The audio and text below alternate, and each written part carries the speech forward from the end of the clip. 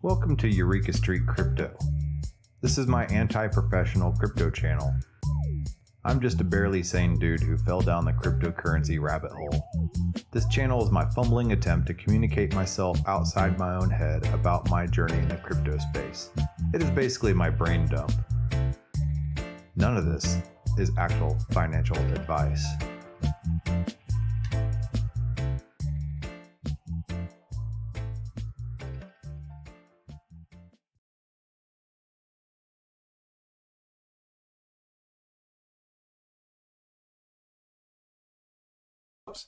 Good morning, everybody. I'm Eureka John, and you're at Eureka Street Crypto, broadcasting live at 7:26 in the morning.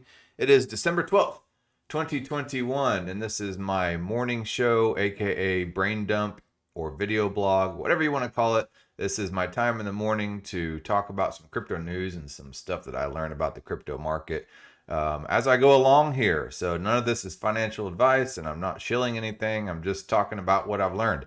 So yeah, that's what it is. Let's see. What am I missing out here? Yeah, I don't know. Whatever. Let's go over here to CoinGecko and see what's going on. Let me refresh this page.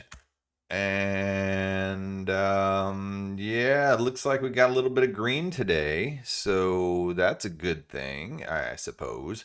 You know, that I'm so fixated on price all the time. Not really. That was definitely some sarcasm in that statement. But let's see here. We have, let me move this window out of the way.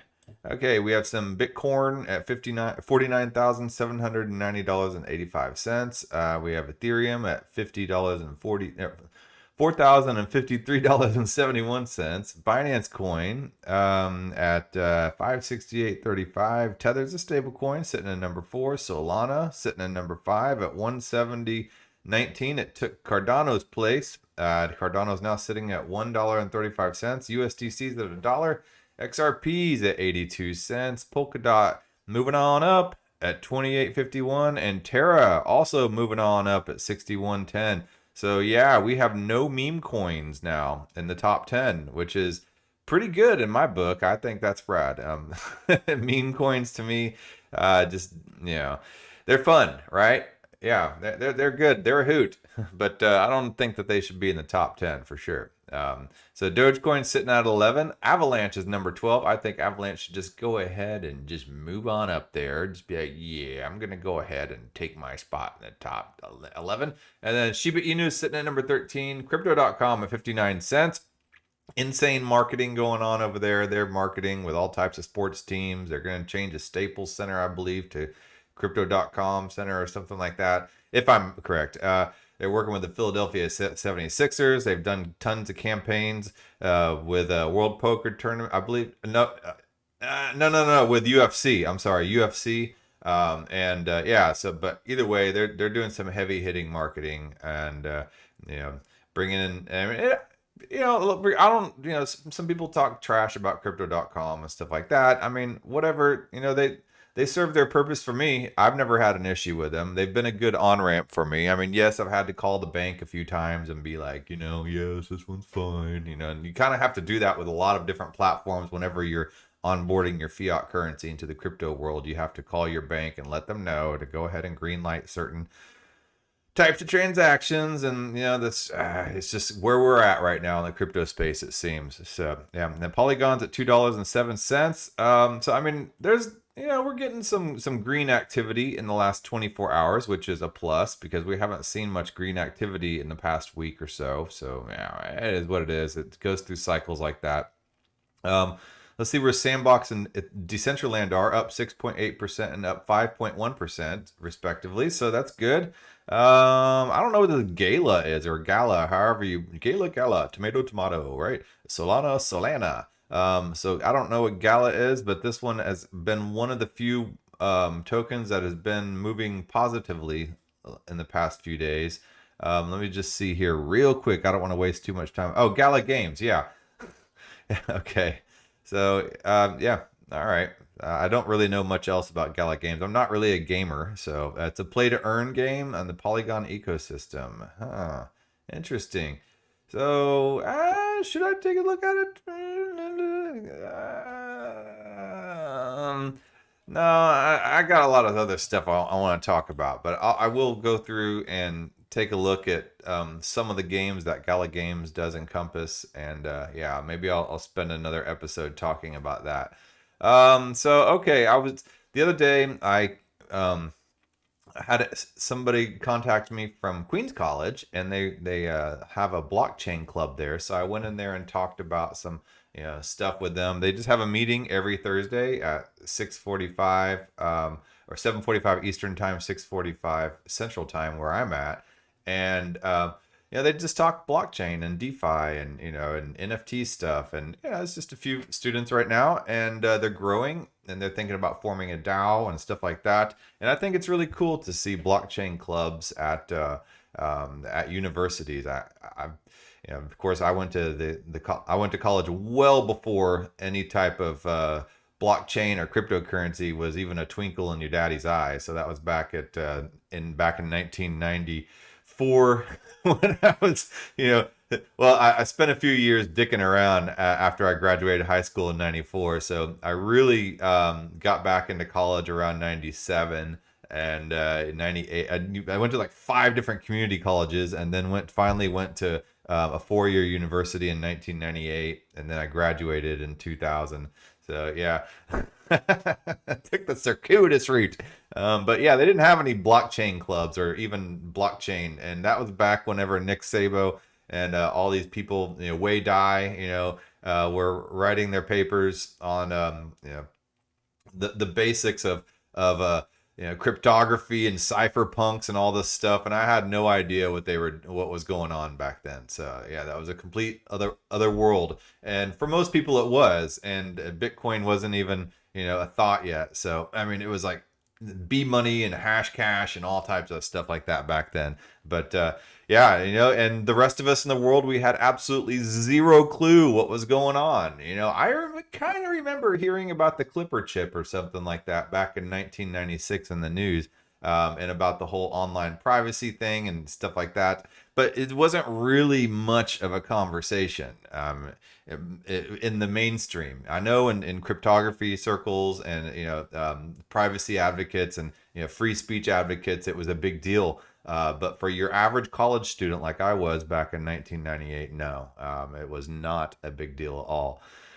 So anyway, so it's cool to see blockchain clubs, pop up and stuff like that. And I will be posting that up on the in my podcasts. I'm going to be editing out an audio version of it. So look out for that. There was some pretty cool stuff talked about in there. Let me go to my messages, and I will go to that web page where it's at, and then I will show the link where you can go and listen to the entire unedited version if you want. And let's see here. Although I don't really have time to sit around and listen to a bunch of people being like, "Hey, can you hear me? Hey, yeah, can you hear me? Can you hear me? Yeah, okay, we're good. All right, yeah, hey, yeah." And so, but let's see here. Let me scroll down in my messages and find that link. Okay, well, while I wait for that, let's go over here to some stuff we talked about. And one of those that I thought was pretty cool. Let's see where it is. Sudoswap right here. Okay, so Sudoswap is a pretty interesting, I guess, DEX. But it's all your swaps belong to us. Okay, I think that's kind of a joke. All right, so Sudoswap. I don't know what pseudo means in Japanese, but that's some Japanese writing right there. Sudoswap is your favorite teleological marketplace with zero swap fees. Teleological, that's a big word. What is teleology? I believe it's to be able to look at something in nature and look at its purpose and its design, and be able to see some kind of divine purpose designed into something, or some kind of reason or logos or something like that, designed and put into something by design. So if you have the dragon fruit, for instance, it has that fractal pattern on it. and you say, well, there is a purpose for that, and it was created by a divine entity to have some sort of logical or reasoned design in there. I think that's teleology if I'm defining it correctly.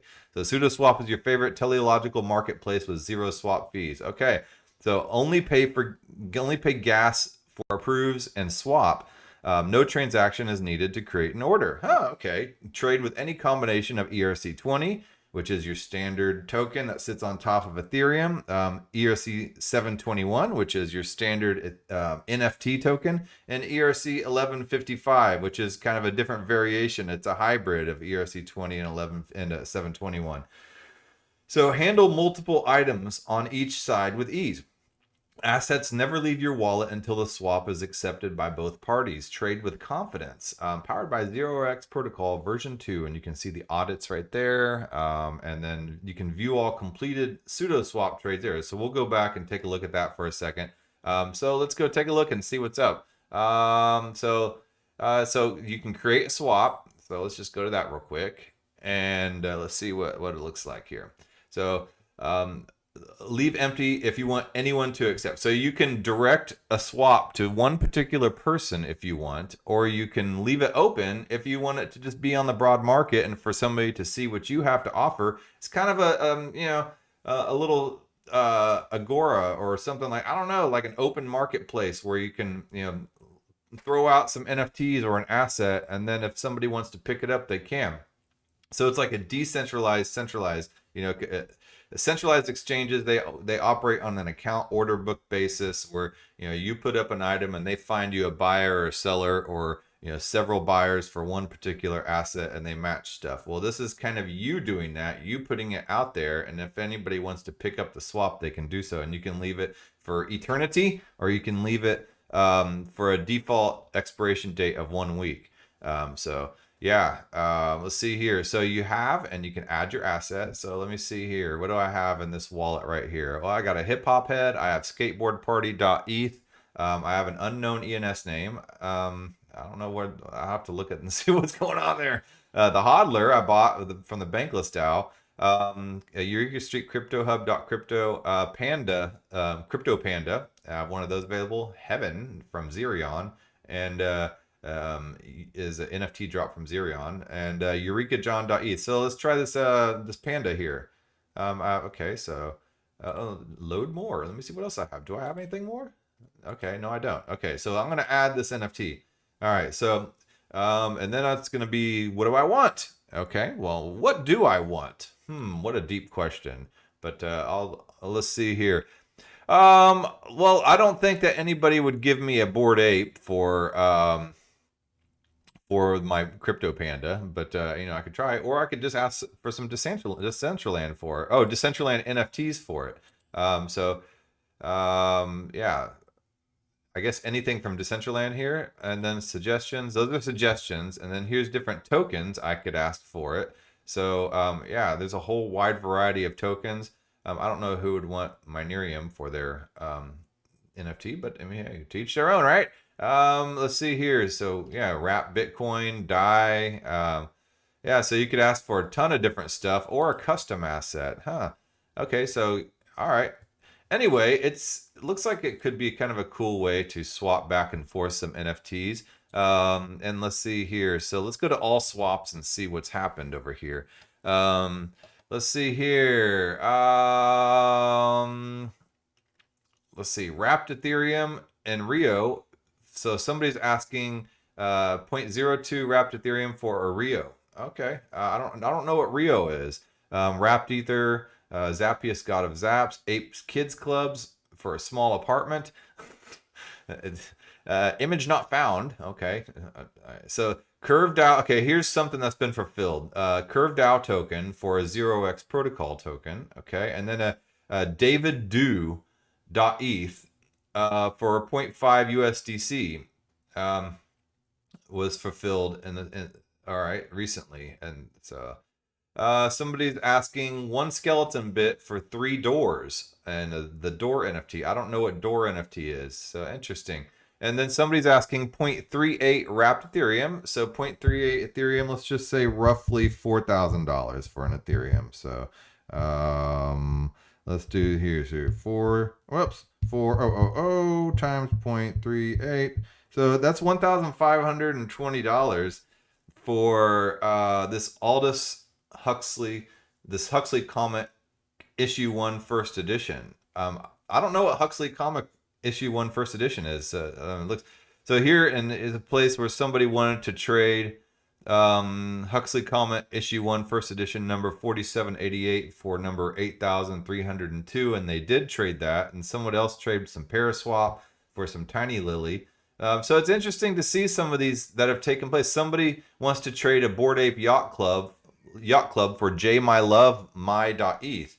So whoever has jlovemy.eth, yeah, jlovemy.eth, can trade that for Bored Ape Yacht Club. So looks pretty interesting. Let's see here.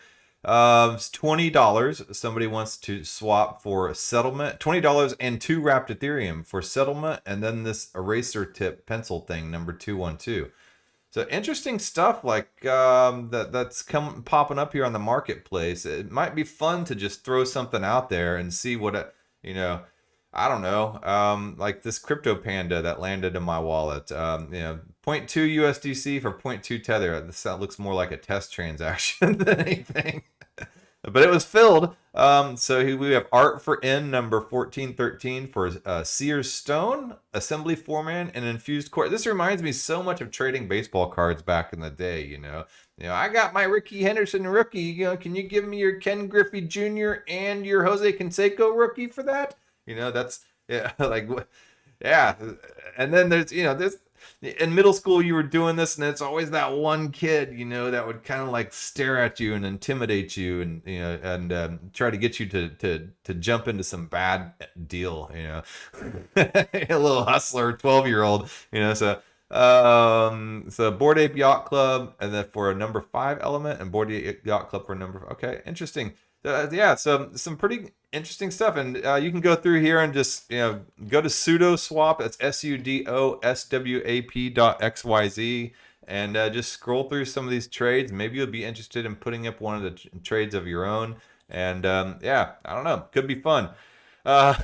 Razor One opinion on XRP, LOL and Y skull.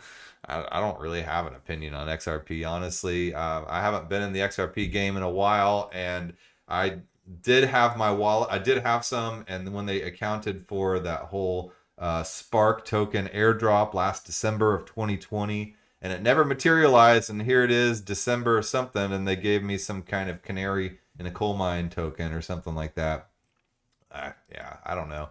But XRP Army, they probably know more about it than I do, so I'm not the person to be asking about any type of project like that. I've kind of moved on to other stuff that kind of better suit my interests, I guess.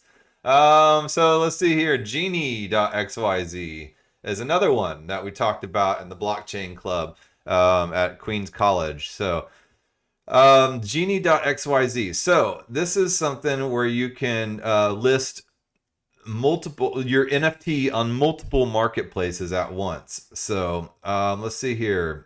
What do I have? Right. Okay. I have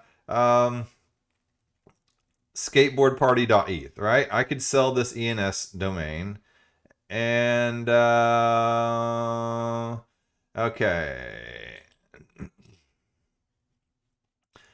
That was kind of one of those impulse buys too. I was like, I got some extra Ethereum, I want to get another ENS name. So I skateboard party. Why not? I was just like, maybe I can make some kind of game, a play to earn game called Skateboard Party. I don't know, or maybe I can get with the guys at skateverse.xyz, and maybe we could figure out some way to utilize Skateboard Party.eth. I don't know. But see, okay, so OpenSea. So right now, OpenSea and Rarible are the two marketplaces where I could, in one transaction, put my NFT up for sale on. And I think they're going to be adding other ones. So let's go over here to the FAQ. And the FAQ is on a Notion page, so it's hardcore. It's new if it's on a Notion page. So what is Genie Swap? It's the first ever NFT marketplace aggregator. Genie users can batch, buy, and sell across all major marketplaces in a single transaction. So does Genie Swap have any fees? It does not charge any fees. How is it gas efficient? The Genie Swap's architecture was designed to help users efficiently batch multiple actions in a single transaction. So there are multiple ways in which we reduce the gas consumption overhead, the extra costs you incur when using an aggregator.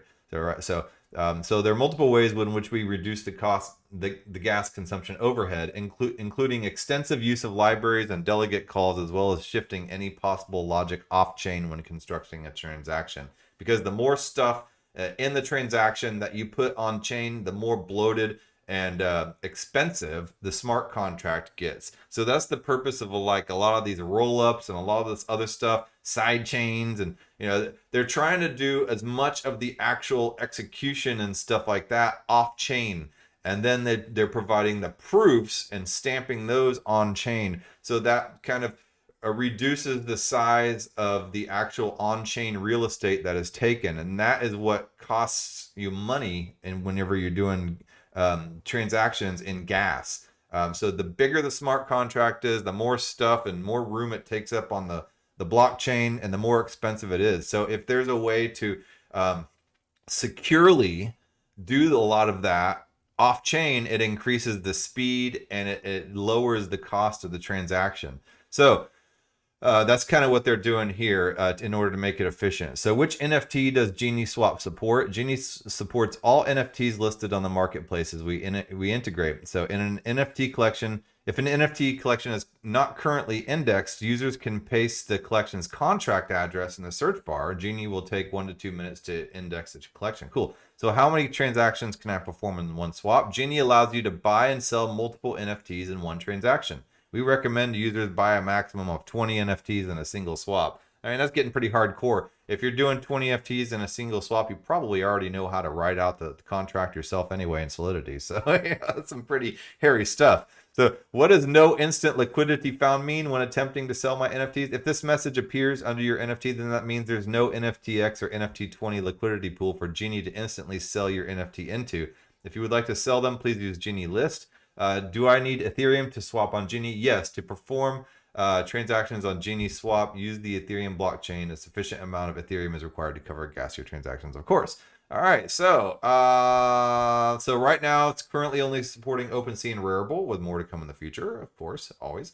Where do I need to initialize it? Okay, so is Genie List free? Yes, it's completely free. Do I pay marketplace fees and royalties? Yes, you will pay marketplace fees on either OpenSea or Rarible, and the associated royalty fees dependent on the collection. So yeah, they are not associated with OpenSea or Rarible, but they're just kind of using the platforms for their interface. So let's go back over to this website and take a look.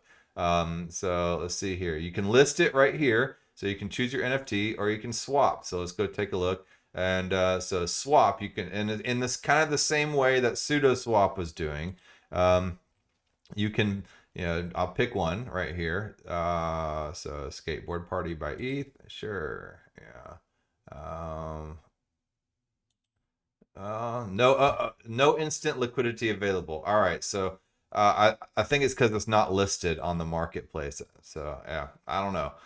I'm kind of looking at this. This is my time to kind of look at a lot of this stuff for the first time as well. So people ask me, how do you have time to do research? Well, you're looking at it right now. So anyway, so yeah.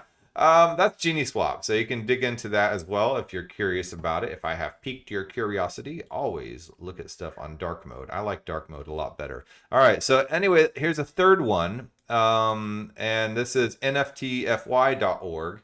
And this is a way to fractionalize your NFT. So as you know, a lot of NFTs are gaining lots of value and ridiculous amounts of value. And like for instance, a CryptoPunk, I mean, this is a couple weeks ago, but the floor was like $1.6 million, I believe. And the floor price is meaning the price of the cheapest NFT available on that market. So obviously, a lot of people don't have money to just throw down, a couple $1,000,000 on some kind of CryptoPunk or something like that, or so. What is a way to make some money off of that? or to even own as a buyer, or to own a little piece of it as a seller, is to fractionalize that NFT. And so you can start trading, fractionalize and start trading your NFTs in 3 steps with NFTFY. I mean, I wouldn't see anybody who owns some piddly little, like, crypto panda like I have, trying to fractionalize that. I mean, I think I don't even know how much it's worth, but it's not worth a lot. But here you can see there's some pretty hefty NFTs here. 50,000 ETH for this CryptoPunk. Hash mask animal for 15 Ethereum, 3 Ethereum for We Are Satoshi. So yeah, here's a pool progress starting up. And so you have to list it, and you get people to participate in a pool. You set a target price for what you want that NFT to go for. And then once that target price is hit of everybody buying little pieces of it, then it's released out into the ether world. And if I'm correct, you should not be able to cancel that once that is released out in there, and people have bought those pieces of fractionalized NFTs. So I think once you release it out into the world as a fractionalized NFT, I don't think you're going to be able to get that NFT back as a whole unless you buy back all those little pieces. So if I'm correct, I could be wrong. So anyway, NFTFY, NFTFY is a permissionless decentralized dApp that a decentralized application that fractionalizes non-fungible tokens, NFTs, generating ERC20 compliant fractions fully backed by the NFTs. Our protocol was designed to solve the main problems in the NFT ecosystem, including low liquidity, investment risk, and monetization of assets. So, our features: fractionalize. Fractionalize and start trading your NFT in 3 easy steps with NFTFY. So a collective purchase. Now you can sell your NFT to a group of people in a very simple way. And then box. You can bundle your NFTs and sell them all together. Now this is being done for the art place right now. I could see possibly this being done with companies. Fractionalize your company as an NFT and sell it to all your and distribute it to all your employees. I mean, this is just me talking out of my butt right now, but like, it could be an interesting way. And then the more valuable your company gets, the more valuable that piece of it. Kind of like shares, so. It has a bunch of YouTube tutorials. Hold on, let's take a quick look at this video. I don't want to waste a bunch of time on it, but it's only 1 minute and 28 seconds long. So this is a good video that kind of summarizes it. You may have heard of NFTs, or non-fungible tokens, which are, let's say, a digital certificate of authenticity. What you may not know is that you can now split up this certificate into as many small pieces as you like, in case you want to sell your work or invest in NFTs. We've created a platform to make this possible, called NFTFY. NFTFY gives you the power to look at an NFT and say, I am the owner too. For example, you can now own a tiny fraction of that famous GIF, or a piece that is the size of a rainbow. Have you discovered a virtual land with a great location? You can buy a piece of it the size of a grain of sand, or the size of the swimming pool area. What about the song that is about to become a hit? It's as if you can buy a little piece the size of a single riff or the whole chorus. Well, you get the idea. And ideas have never been more valued. Have you considered using a decentralized application with assets backed by NFTs? Well, we have. All of this within an open source protocol guaranteed by software and without the need of any intermediaries. It is an easy, fast, and safe way to split NFTs, allowing anyone to trade their fractions. In other words, it is the missing piece that brings NFTs to the DeFi world, transcending fungibility barriers. NFTFY, virtualize and realize. So yeah, I mean, that kind of sums it up pretty well. And I was thinking, like, during the whole part where they were talking about owning a piece of a song, can you imagine owning a piece? For instance, you jump in on the initial launch or release of like some new, I don't know, like I don't really, what kind of mainstream music do I don't know. But so the release of some, I don't know, Katy Perry's doing an NFT drop, for instance. And then say, for instance, she fractionalizes one of her new song drops, and you own a piece of that song. So as that song is distributed out and people buy it as a download and stuff like that, and it increases in value, maybe that song increases in value because it's an NFT due to the popularity of the song, and you're constantly receiving a fraction of the royalties of that because you own a fraction of the song of that. So, things like that kind of, bring it to reality for me. So I don't know. Just something to think about, something to speculate about. Web3 music is definitely a strong interest of mine. So I'm always keen to learn about new ways of doing Web3 music and dealing with artist royalties and things like that. It's such a complex topic, and artists traditionally have always gotten the shaft out of that in the end, because you have all these middlemen and record labels coming in and trying to, not saying that all record labels are bad. Like, there's some really good, really small, awesome record labels. And I know some folks here in Austin that have started some cool record labels, but I'm just saying large corporate record labels like Sony and stuff like that, they're generally dicking over the artists they work with. So yeah.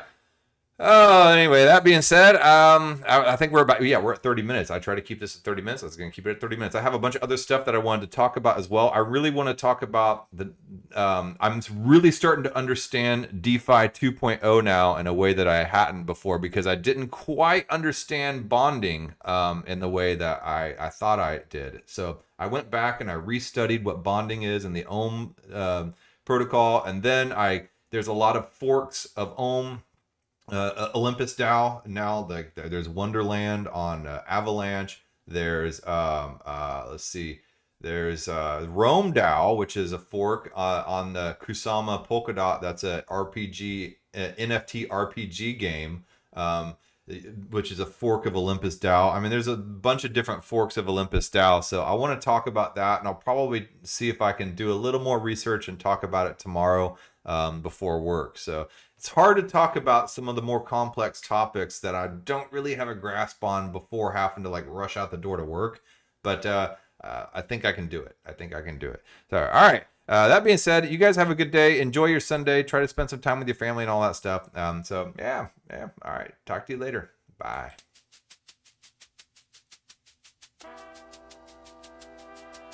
Thank you for making it to the end of this program. If you actually like this content, give a thumbs up. And if you want to hear more, just hit the subscribe button. I'm available on YouTube, Odyssey, and BitChute, and on all the major podcasting platforms in audio version. Spotify specifically. If you would like to follow and leave a review, that would help a lot. I am also available on Twitter at EurekaJohn1. That's EUREKA John, JOHN, and the number 1. My DMs are always open. Feel free to shoot me a message. Thanks again.